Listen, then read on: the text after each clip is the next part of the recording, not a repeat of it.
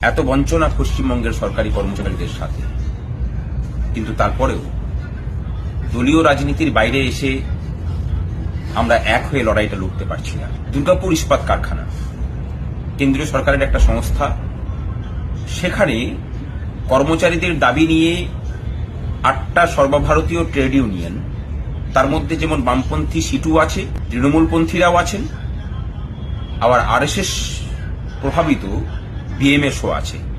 তারা একযোগে লড়াই করছেন দলীয় রাজনীতির ঊর্ধ্বে উঠে শ্রমিক স্বার্থে। আর আমরা এখানে আমি যৌথ মঞ্চ বারবার করে সবার কাছে আবেদন করলেও সেই আবেদনে তারা সামিল হন না।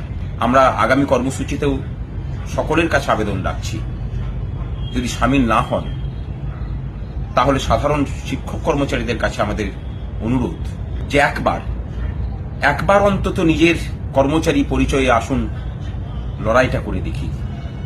যে বঞ্চনা চলছে, নিজেদের কর্মচারী ঐক্যে বাঁচি চলুন।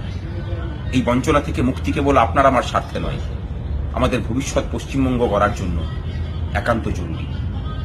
সকলেই আসুন।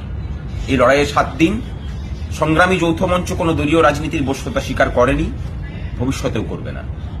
এই লড়াই কর্মচারীদের দ্বারা, কর্মচারীদের স্বার্থে, কর্মচারীদের জন্য লড়াই।